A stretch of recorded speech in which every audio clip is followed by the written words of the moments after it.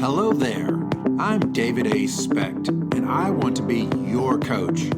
If there's anything that I have learned in my 30 plus years of leadership and coaching, I have learned that mindset is everything. Join me and my guests as we explore the positives and negatives of that thing between our ears.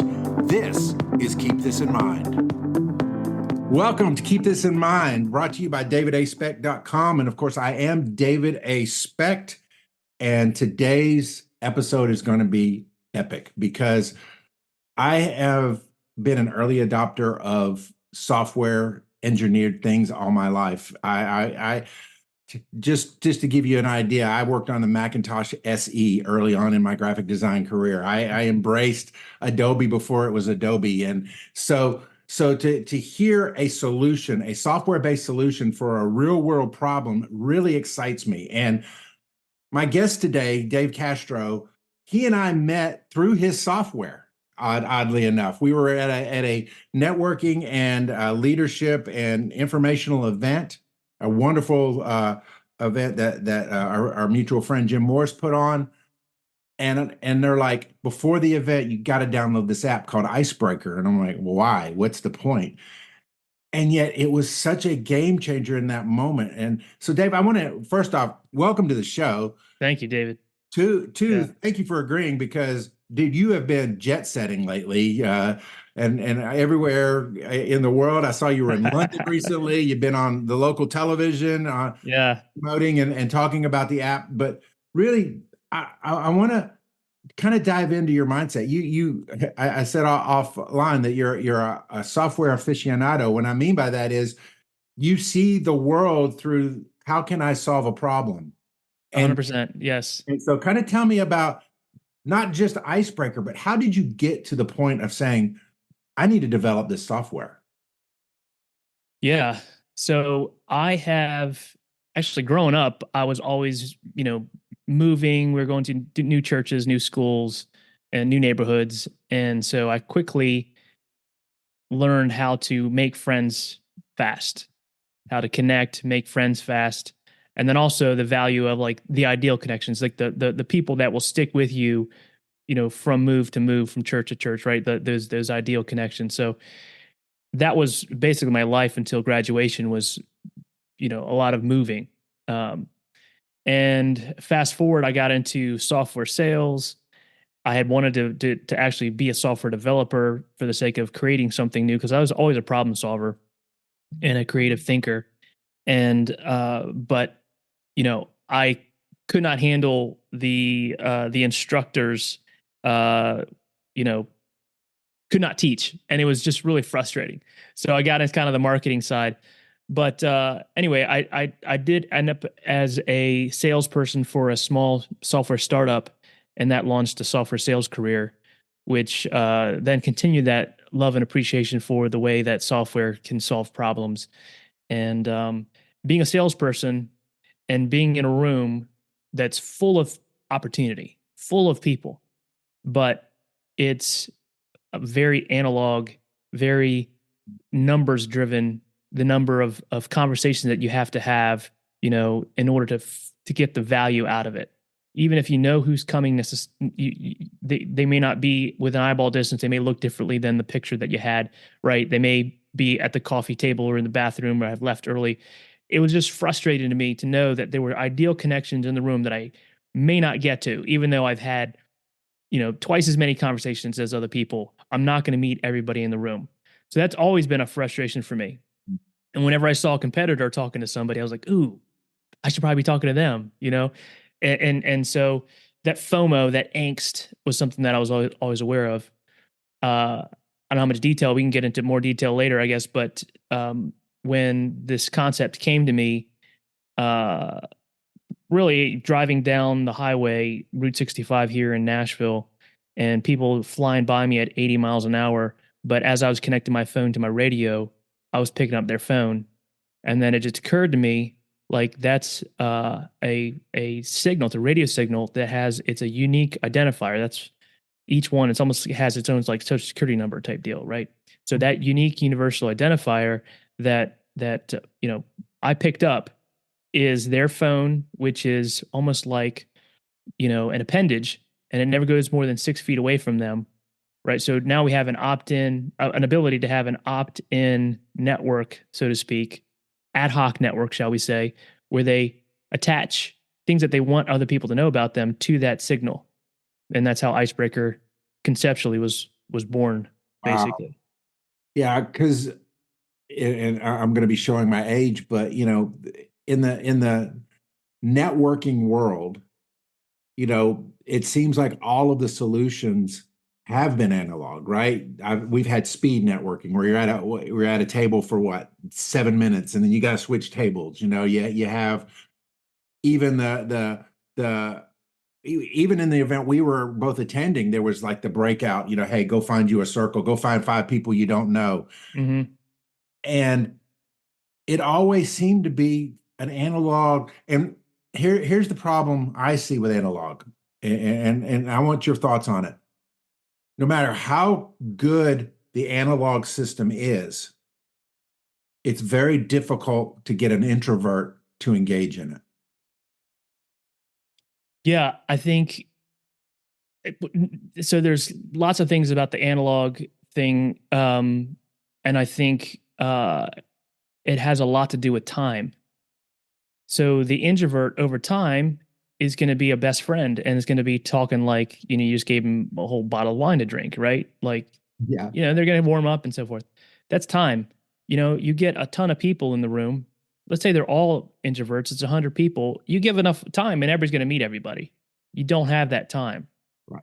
right? There's a limited budget of time, of energy, right? That just goes along with life. We're all millionaires. If we could just squeeze the number of years down to like a couple years, and all the money that we earn over a lifetime, we kind of speed up. That's a different world. And the same thing with networking is it's really time is an issue. So analog, interesting enough, there's a play on words there, but analog related to time is one of our obstacles. So what we're doing is we're taking the power of digital along with the power of proximity to Mm. give you the ability to make the ideal connections and then enjoy stress-free conversations with everybody else. I love too how Icebreaker connects to LinkedIn. For years, I've been on LinkedIn forever. And, early on, LinkedIn was the connection tool for business, right? You would go on LinkedIn and you would find you would add somebody, and if they accepted you, all of a sudden you had access to their contact information, and then you could email them or call them or whatever else. And so, yeah. And Yeah. then LinkedIn kind of, well, we want to be Facebook for business, and it kind of got muddied. And now LinkedIn's coming back as the hub for business folks. So what I love about what Icebreaker does is it connects the LinkedIn profile, once you've set up your profile on there, to your Icebreaker profile, so that when you're in that room, what's the name of the app just kind of makes it. It's breaking the ice is so hard if you don't have something to connect with somebody on. So being able to do Mm, that upfront work and saying, Bob over there is in the medical sales business, and I have hmm a thing, I need to go meet Bob, is a huge advantage, wouldn't you say? Totally. And you still have the same entree. It's, hey, I'm David. What's your name? David Speck. Hey, do you do health? I think that's what you just said in your example, healthcare, something or other. But you know, eh, make it natural, normal. In fact, we all wear these name tags, and in my opinion, name tags 50% of the time can't even be read because the handwriting or their clothes like overlaps or their hair overlaps it, or it's embarrassing to be like staring at somebody's chest. For all those reasons, name tags are basically invitations to come up and say hi. Right. You're not even going to say, "Oh, hi, David." You'll say, "Hey, I'm David," and you allow them to tell you their name, even though you just read it on their name Right. tag. And so in the same way, keep it. It's still natural and normal when you have Icebreaker and you can. But the fact of the matter is, you have data that you can identify some connectivity some similarities, right? Some things you have in common, or just some questions to ask, right? Around what it is that they want you to know about themselves. And I say this all the time that it's actually more profound if you think about it, but the value of your connections is equal to the value of your projections.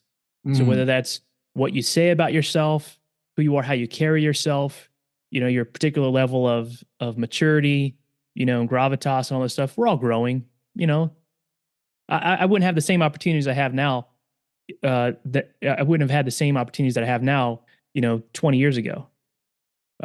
So my projections are different, and so all those things about networking, are still the same. It just, again, it's just that marrying or combining the power of digital with the power of proximity is just it's a powerful combination. so kind of tell me, how long has Icebreaker been around, and what are some of the growing pains or lessons you've learned as a result? Because not I tell people this all the time. The 1.0 version of anything is going to be flawed. Yeah. So kind of walk me through the progression of had an idea, decided to partner up with somebody or code it, got it launched, tested it out. Now, what has been the feedback? What are some of the lessons? So originally, there was just a lot of tuning that we had to do around the display. The discovery screen where has to work when other people's screens are off and the phone's in the pocket. Otherwise, it's not going to add value. So that was one of the first big challenges. And then just all the things about UI, intuitiveness and tweaking and those type of things, and then bugs. So, and then just it just takes time. It's expectations have to be set. Somebody has to drive quality and brand image and those type of things. So you got to manage that. But along with that, it's just a matter of time and getting it out there. And so thankful to have people who were open to giving it a whirl in their events. And it's gotten better and better and better every time, in fact. So we're in a great place right now, and just had a wonderful event in London, tons of just fantastic feedback. And so we're in a good spot. And March is going to be an amazing month as well, because we have some really cool things that it takes time, and it's been in the works. I feel like I'm pushing like my vision through a straw. It's frustrating. I can And so we'll fix that, whether it's revenue, which would be the ideal, or perhaps a partnership or investment or something. But we're on the right track, and we're making waves, making big difference. Well, I will say as a personal user of the app, and this was back in October, so we're what? Oh, let's see, was that 4 months ago? I think one of the biggest benefits is the fact that the contacts stay there post event to where you can follow up, because I believe following up is where the money's made, where the connection is fostered. And I will tell you that the utilization of that app after the event created connections like between you and I. Mhm. I did a deal, or I'm in the middle of doing a deal with a guy in the financial services industry that literally we sat at the same table and didn't say two words to each other, broke out the app, and then when oh, you and I have the same name. His name it was David, but David, and I'm like, oh, I'm David too, and it just kind of broke that. Like I said, it broke the ice, and then post event, a couple of days later, I go back through the list of my connections. I said, "Oh, I need to follow up with this guy." And boom, boom, boom, and you're connecting, and all of a sudden a conversation starts. And to me, that's the huge advantage. Is like it's ongoing. A connection's the beginning, but a Right. relationship is where the gold is. Yes. It's it. And so you still have to do the work. Again, like we talked about AI, AI is a tool, but it still takes the human to make the difference. Right. It's the same with what you have brought to the marketplace is Totally. tool that's going to help you get started, and who's going to lower the threshold of obstacle in front of you to this connection. But you still have to go shake the hand or fist bump. You still have to follow up. You still have to add value and bring that relationship. I Absolutely. so I'm gonna bring up a thing. Can I tag on that real quick? Yeah, go ahead. I love that what you said. I call it PDA, event Okay. PDA, pre-event, during event, after event, all valuable. Pre-event, who's coming? You can message or whatever. At least prioritize, connecting at the event. Hey, let's meet up. During event, all the things we talked about. You're walking to the coffee station, your phone buzzes, you pull it out. Oh, David Speck, he's podcast. I need to chat with him, right? And you walk over and say hi, because there's proximity and it pulled you up as somebody that was in my keywords. After event, nobody ever gets to everybody at the event, and following up like you talked about is huge. And we'll have shortly some additional functionality around that follow up and that keeping in touch with people and those type of things. And then there's a digital business card in there we didn't talk about. That's it'll be one of the best on the market. It's pretty good right now, but yeah, that's again we're about a release away from some pretty cool things in there. But thank you, David, for mentioning that after the event thing. Yeah, that's really helpful. It's huge. Um, I was thinking about the other day as I was preparing for this.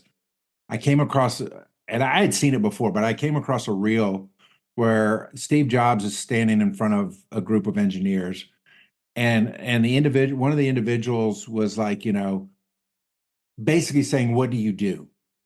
What do you do all day? You're not a programmer. You're not a whatever. What do you do all day?" And it was obvious they were trying to embarrass him, but Jobs, he has his own view of everything in the world. But what he said was so profound, and I think this beautifully illustrates the progression of Icebreaker. He said, there has to be somebody who thinks about the user experience above all else, and then brings the technology to create the user experience they're seeking. He said the problem with engineers is they find a great way to do something, but then they're like, okay, now how do we market this thing to the masses? What you've done is you said, look, here is a problem, connectivity at events. Mm-hmm. Here's an epiphany. I know a technology exists that lets me know about proximity. Mm-hmm. And then you came and said, okay, let's marry the two. And I don't remember whether Jim's event was like early on in the iterations of the platform or not. But I know that a lot of people in that room had never heard of Icebreaker.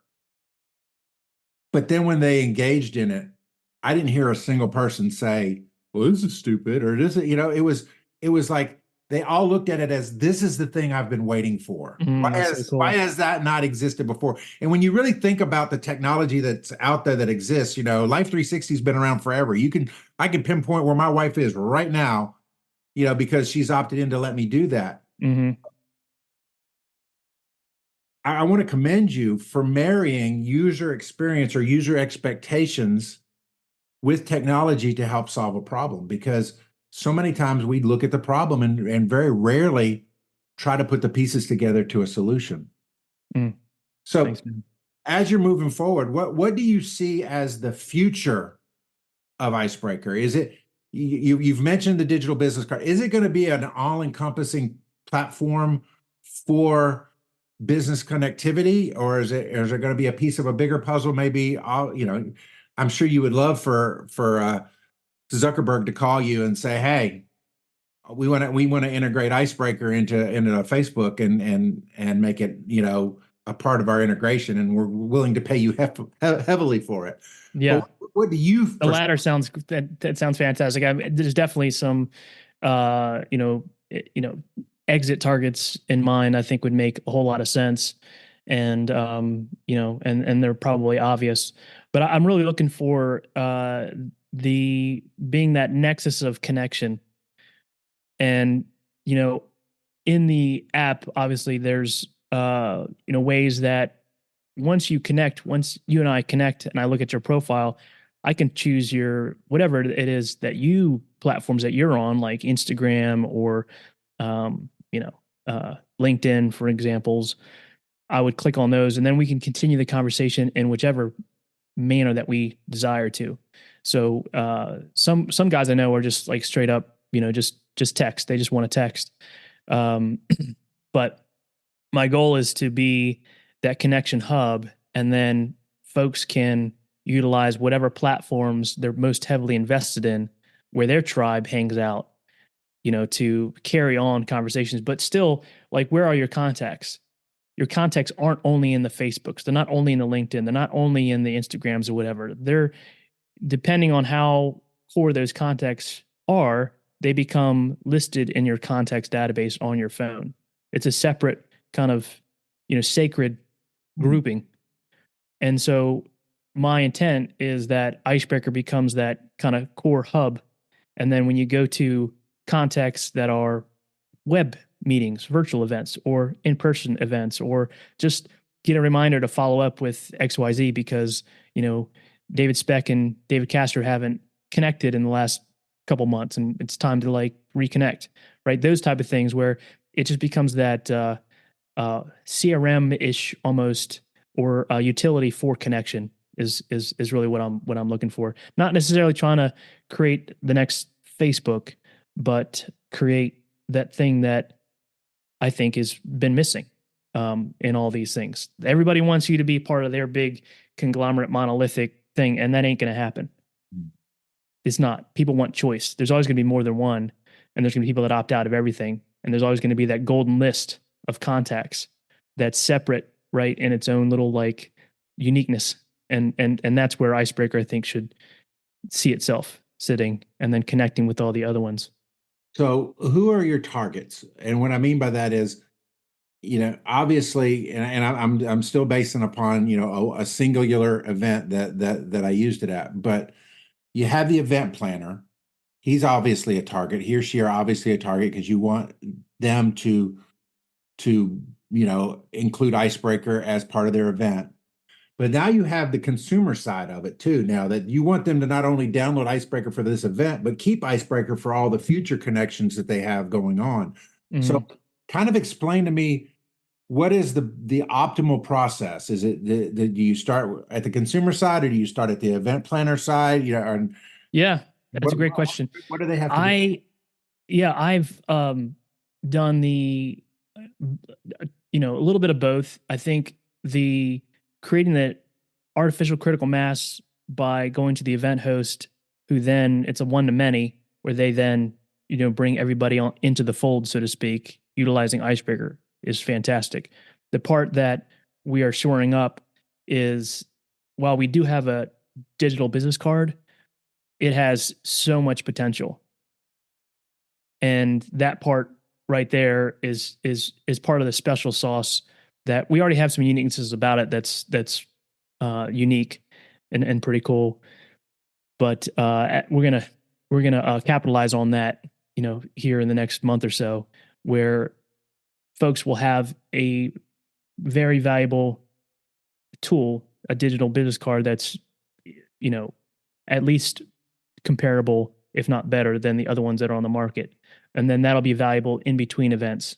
Mm-hmm. And then another thing that will be valuable in between events is that capability that I mentioned, where we're able to tell you, here are the different contacts that you have said are key, and what intervals do you want to connect with them. Some people you only want to reach out to every quarter, every year, some maybe every month. And so whatever those things are, you really just, your network being your net worth, you want to tend it. And the contacts, the relationships that you don't ever talk to again, they're really not your network at some point. They'll fall off the vine. Right. So there's some things we're doing to provide value to the user whether they're attending independent of events, I guess is what I'm saying. Is there a cost for the event planner to utilize Icebreaker as an event that, because that's what I had, here you are at Impact Effect, and now here's everybody who's here. There's value in that list, obviously, to those that are attending. Is there, like, if let's say I'm the president of a chamber of commerce and I have regular after hours events and I want to incorporate Icebreaker as the event, in those events, is there a cost or is there a procedure that's necessary for that application? Um, there's a subscription level that you want to be at in order to create an Icebreaker event page. The Icebreaker event page enables you to tie everybody to to the event page.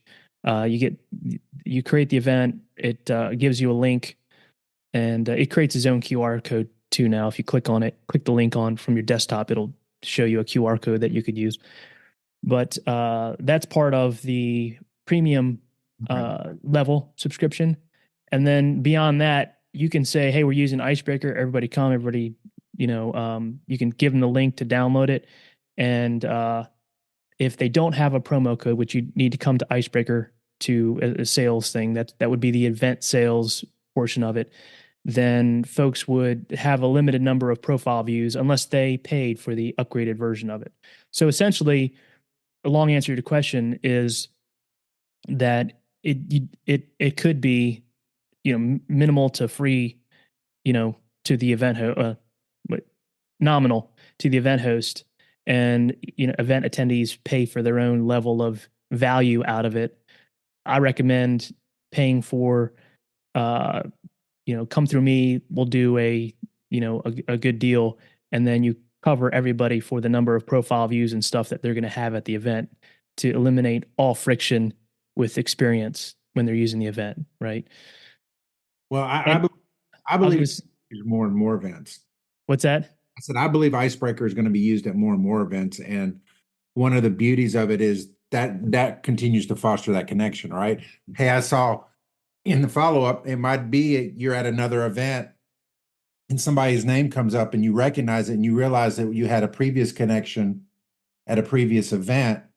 So, as somebody who would be setting up events, I would say, look, if I know that Icebreaker is very well utilized, well, Nashville's a perfect place, because it's your home place, because there's been a lot of events that are utilizing it. Now all of a sudden it's to my advantage to incorporate that because I know a good number of my attendees are already bought into it. Exactly. I did mention that when you set up that event page, you can put a sponsor. You can put your agenda, your schedule, the event, which you saw, and you put your link for your workbook for that event or the breakout session, whatever it is. And sponsors can pay for the cost of the bulk buy of the licenses for the event. But yeah, that's the vision, man. Is that folks are benefiting from it just as a utility they can pull out, just the way they pull out to text somebody or email somebody or phone call somebody. They pull out Icebreaker to connect with those people around them. That's the vision I have. And at this event in London, there were some people who didn't click on the link to get to the password protected event page, but because they had the app on with the nearby feature, they still participated. They didn't get the memo about the click the special link for the password, but because everybody had the proximity mode working, they still benefited significantly. It was really cool. So tell me I know you've heard some stories now from people who have used the app, in multiple locations. Tell me some of the feedback you've gotten from end users. Well, it was fantastic to hear you talk about the after event portion. I had somebody was really excited about that in London. It was really cool. New friend of mine found some ideal connections. Oh, that was the pre-event portion where she kind of prioritized and then connect with them. Anyways, I think all the above, to be honest with you. Those are like, and those kind of bubbled up through conversations with users. I didn't know that was going to be a big deal. I was like, leave it open afterwards. People are going to be on it, and that turned out to be a big thing. And then all the messaging and all the profile viewing capability before the event, that turned out to be a big thing too. And then of course the key component of the nearby alerts and stuff like that, alerting was cool. I get feedback on all of them, and super grateful. I really I'm looking forward to 2024 being one that sees a lot more groundswell, so to speak, a lot more people that I've never heard of, didn't know, using it. So it's getting there. We do have a group that's using it. That they just like, sometimes an event will pop up and I'll see it. I'm like, oh, that's cool. I don't know anything about these guys. That's the really good feeling when places and people you've never heard of, of course you expect your mom to buy it, but when somebody that you never met before is buying it, kind of, it's like me and my book. It's like, once I got past friends and family, it's like you got this finite number, and now as you watch the royalties or watch the copies, you're just like, oh, so it really is a good piece of work. Okay, there. I will tell a little quick story.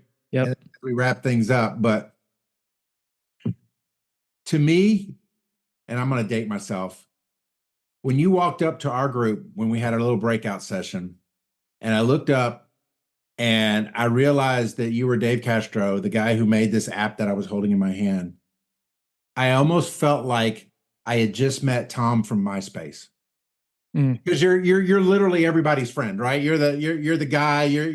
And have you noticed that a little sense of celebrity as the face behind Icebreaker? I'm starting to kind of get a little bit of that, and I'm trying to grow into like that whole, like, I am comfortable with being seen. I am, I'm here to lead, in the way that I'm intended to lead, and it's in this particular space, and being embracing that and stuff like that. Yeah. So I have seen a little bit of that. I get some comments. I think I even said, "Oh, you're the Icebreaker guy." I think I literally said that when you walked up to the group. Yeah, it's cool. So we have listeners and viewers all over that may have never heard of you or Icebreaker. What are the best ways to follow, to engage, and actually to download the app? So kind of give us the breakdown. Thanks, David. First, the website is icebreakr.com. There's only 2 vowels, just the first 2 E's. So icebreakr.com. And then Instagram is, I'm pretty active on Instagram. And so Instagram.com/icebreaker, right? So it's just Icebreaker, spelled the same way.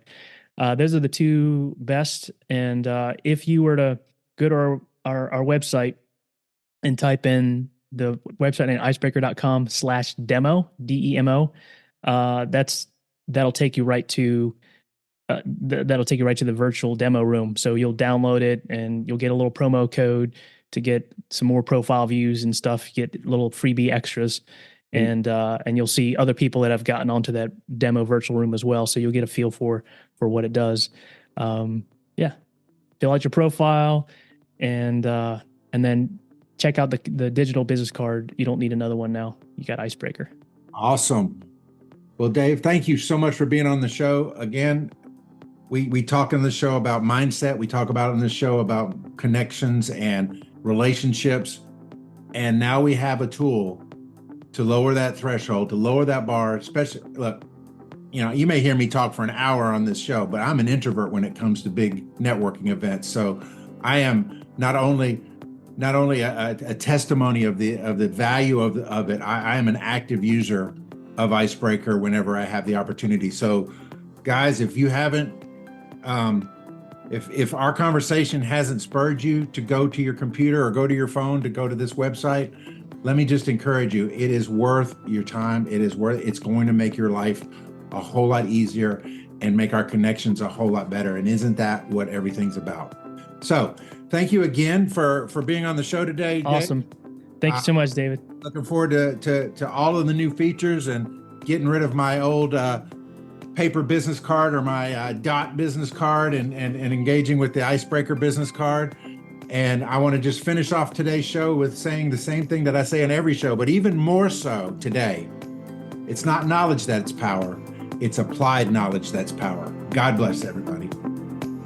That is going to do it for this episode of Keep This in Mind. For more, visit davidaspecht.com. Like, follow, and subscribe. Thank you for listening, and remember, applied knowledge is power. God bless.